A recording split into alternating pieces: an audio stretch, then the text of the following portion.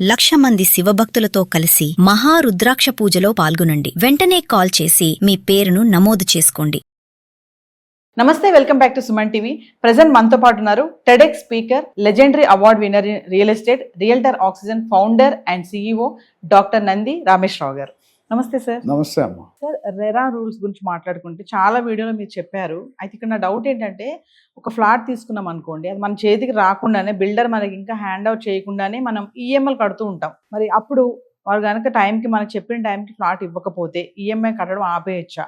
అసలు రెరాకి మనం అప్రోచ్ అవ్వాలి అంటే ఆ రూల్స్ ఎలా ఉంటాయి, ఆ రైట్స్ మనకి ఏముంటాయి అసలు? ఇది రెరా అనేది చాలా మంచి initiative by central government, state government. దానివల్ల చాలా వరకు ఈ డిఫాల్టర్స్ అనేది తగ్గారు. రెరా అంటే అసలు రెరా తాలూకా బాధ్యతలు ఏంటి? ఎప్పుడు మీరు జిందగీలో బిల్డర్ తప్పు చేస్తే ఏం చేయాలి అని ఉంటుంది, బయ్యర్ తప్పు చేస్తే ఏం చేయాలని ఎక్కడ చెప్తారా మీరు? అది చెప్పరు. తప్పు అనేది, లవ్ అనేది రెండు పక్కలు ఉండాలి కదా, పెనాల్టీ ఉండాలి, గిఫ్ట్ ఉండాలి. సో రెరా అనేది ఏంటంటే real estate regulatory authority. RERA act అంటే real estate regulatory authority act.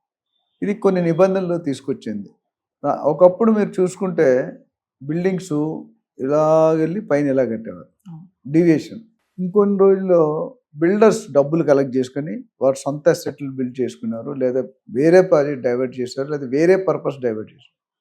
అందరూ కాదు, సమ్ బిల్డర్స్, కొంత standard builder they will never do. వాళ్ళ బ్రాండ్, నన్ను ఎవరైనా నెగిటివ్ పని చేయమని చేయను. నేను 30 years బ్రాండ్ ఒక్క పనిలో నేను ఒక్క స్లాబ్ కొట్టానంటే పేపర్లో వచ్చేస్తుంది హైలైట్. ఒక స్పీకర్ యాంకర్ని కొట్టాడు, దాని డబ్బులు అక్కర్లేదు. కానీ ఒక స్పీకర్ మంచిగా ఉన్నాడని తేడానికి దశాబ్దాలు పడుతుంది. ఇక్కడ రెరా అనేది ముఖ్యంగా బిల్డర్ యాంగిల్లో, ఏజెంట్ యాంగిల్లో, బయ్యర్ యాంగిల్, ఇన్వెస్టర్. బిల్డర్కి ఏం చేశారంటే ఫస్ట్ ఎస్క్రో అకౌంట్ అని ఓపెన్ చేయమన్నారు. ఎస్క్రో అంటే joint account, manage by 2 people. So ఏం చేయాలంటే మీరు కస్టమర్ దగ్గర ఎంతైతే కలెక్ట్ చేసి, సపోజ్ 100 కోట్లు కలెక్ట్ చేసావు, 30 కోట్లు నీ లాభం కింద వదిలేశారు. 70 కోట్లు నువ్వు ఏం చేస్తున్నావు, ఎవరికి ఇస్తున్నావు, ఏ ఖర్చు పెడతానని చెప్పాలి. చెప్పకపోతే రెరాకి అథారిటీ జైల్లో కూడా పంపించవచ్చు, పెనాల్టీ కానీ బిహైండ్ ద బార్స్. ఈ 70% ఎవరు అప్రూవ్ చేయాలి? రెరాకి ఒక ఆథరైజ్డ్ చార్టెడ్ అకౌంటెంట్ ఉంటాడు, ఆయన అప్రూవ్ చేసిన చెక్కులు మాత్రం మీరు లేబర్ కానీ మెటీరియల్ కానీ ఇవ్వాలి, కన్సల్టెంట్ కానీ కాంట్రాక్ట్ కానీ. వీళ్ళు పర్మిషన్ లేకుండా మీరు ఇచ్చారా, యువర్ గాన్. అంటే ఆ 70% ప్రజల డబ్బు, ఒక 20-30% లాభం చేస్తారు, సేఫ్గా ఉంటుంది కదా ఒకటి. రెండోది సేల్ అగ్రిమెంట్ ఇస్తాం. సేల్ అగ్రిమెంట్లో నేను కొన్ని టర్మ్స్ ఇస్తారు. నేను ఈ కంపెనీ ఫినోలెక్స్ కేబుల్ ఇస్తా, ప్యారీవేర్ కమోడ్స్ ఇస్తా, మనం ఏదో కమిట్ అవుతాం. ఈ ఫాల్ సీలింగ్ ఇస్తా, ఈ టైల్స్ ఇస్తా, ఈ సిమెంట్ వాడతా, ఈ కాంట్రాక్ట్ ఎల్ఎన్టీ వాడు, అట్లా కొన్ని ఉంటాయి. అవన్నీ స్పెసిఫై చేయాలి. ఆ టెక్నికల్ స్పెసిఫికేషన్ మళ్ళీ ఇచ్చేటప్పుడు అలా లేకపోతే పెనాల్టీ వేస్తాను. నేను చాలామంది నీకు అవగాహన లేదు, ఏమిటి కన్స్ట్రక్షన్ ఎలా చేస్తారు, స్లాబ్ ఎన్ని ఇంచీలు వేస్తాడు, ఆర్సీసీ ఏ టైప్ పడతాడు, M1, M2, M3 మిక్స్ అని ఉంటారు. మూడోది, నువ్వు డెలివరీ 2026లో ఉంటే 2029లో ఇస్తాను, 31-32 దాకా ఇవ్వలేదు. అప్పుడు మరి ఈయన బయ్యర్ అనేవాడు ఈఎంఐ కట్టాలి, రెంట్ కొట్టాలి, అప్పుడు రిటైర్ అయిపోయాడు, ఇల్లు రాదు. అప్పుడు సో ఈ 3 కండిషన్ పెట్టి గవర్నమెంట్ విల్ పెనలైజ్. నువ్వు లేట్ అయితే వాడికి ఈఎంఐ బదులు రెంట్ కట్టాలి, పెనాల్టీ ఇవ్వాలి, అది ఇస్తారు. అట్లా బిల్డర్ని బైండ్ చేశాడు. మరి బయ్యరు ఉద్యోగాలు పోయినాయి, బిజినెస్ లాస్ అయింది, ఈఎంఐలు కట్టలేకపోతున్నాం.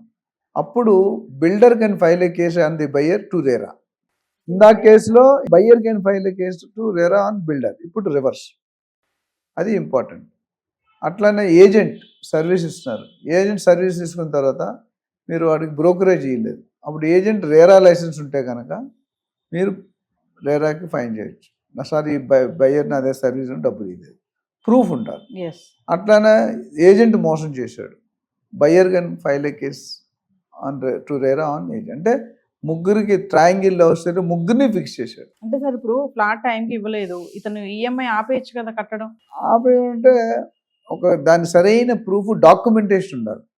కొంతమంది తెలివిగా డాక్యుమెంట్స్ వన్ సైడ్ ఉంటారు. రెరా కూడా దానికి ఒక ఫార్మాట్ ఇచ్చారు, ఆ ఫార్మాట్ ప్రకారం అయితే మీ ప్రూఫ్ ఉంటే వేయచ్చు, దర్ నో డౌట్.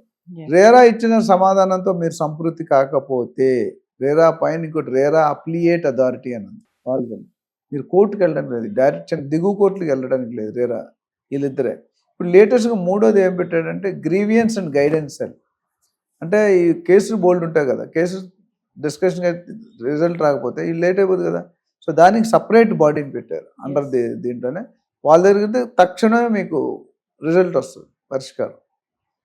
సో ఇలాంటివి చాలా ఉన్నాయి. మెయిన్గా బయర్స్కి అర్థం, కామన్ మ్యాన్కి ఇది సరిపోతుంది. అంటే రెరాలో ప్రాబ్లం వస్తే బిల్డర్ బయర్ పైన కేసు వేయచ్చు, బయర్ బిల్డర్ పైన కూడా కేసు వేయచ్చు. రెండు టూ వే, ఎస్. ముగ్గురు ఏజెంట్ బయ్యర్ బిల్డర్ ఎస్.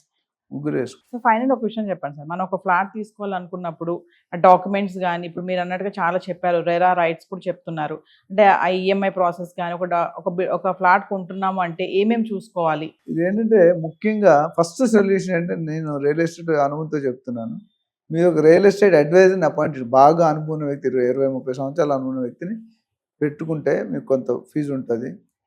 మీ పెట్టుబడి అనేది 3 పూలు 6 కాయల కింద ఉంటుంది. లేకపోతే టిక్కెట్ లేని ప్రయాణం ఇక్కట్లే.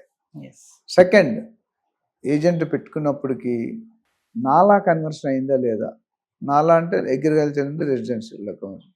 రెండోది, జోనింగ్ కరెక్ట్గా ఉందా, ఎఫ్టిఎల్ బఫర్ ట్రిపుల్ ఇట్లా ఉంటే పనికిరాదు. మూడోది, పర్మిషన్స్ ఉన్నాయా. నాలుగోది, లీగల్ ఒపీనియన్ ఉందా. ఐదోది, ఎన్కంబరెన్స్ సర్టిఫికేట్ ఉందా. ఆరోది, లింక్ డాక్యుమెంట్స్ ఉన్నాయా. బిల్డర్ రెప్యుటేషన్ ఏంటి, బిల్డర్ ఎన్ని ప్రాజెక్ట్స్ చేసాడు, బిల్డర్ కంపెనీ తాలూకా బ్యాంక్ ట్రాన్సాక్షన్స్ ఎట్లా ఉన్నాయి, ఎంప్లాయీస్ ఏమనుకుంటున్నారు, ముఖ్యంగా పాత కస్టమర్స్ కొన్న వాళ్ళ దగ్గర ఏమనుకుంటారు. అన్నిటికంటే ఇంపార్టెంట్, ఎన్ని ప్రాజెక్ట్స్ చేశాడు అనే దానికంటే ఎన్ని ప్రాజెక్ట్స్ టైంలో డెలివరీ చేశారు అనేది ఇంపార్టెంట్. పాత ప్రాజెక్టులు చూడండి, ఆన్గోయింగ్ ప్రాజెక్ట్స్ చూడండి, అప్కమింగ్ ప్రాజెక్ట్స్ తెలుసుకోండి. లొకేషన్, సరైన లొకేషన్ అయితే మీరు ఇబ్బంది పడతారు. లొకేషన్ చుట్టూ ఇప్పుడు యాదగిరి గుట్ట ఉంది, 20 సంవత్సరాలు పెట్టినట్టు కూడా 10 times కూడా పెరగలేదు, 5 times కూడా పెరగలేదు. అదే బెంగళూరులో పెట్టుకుంటే మల్టీఫోల్డ్ అయిపోయింది. 5 సంవత్సరాల్లో డబుల్ అవుతుంది, 10 years 5 times. ఈ 20 సంవత్సరాలు 2 డబుల్ కూడా అవ్వలేదు. 500 కొన్నాడు, 1000 రూపాయలు ఇవ్వట్లేదు ఎవడు. ఇవి ముఖ్యంగా తీసుకుంటే మీకు సర్వేయింగ్ అయిందా లేదా, సర్వే నెంబర్స్ కరెక్ట్గా ఉన్నాయా లేదా, ఎఫ్టిఎల్ జోన్ బఫర్ జోన్లో వస్తుందా, ఇవి చూసుకుంటే మీ పెట్టుబడి ఆల్మోస్ట్ కొద్దిగా మంచిగా ఉంటుంది. Thank you.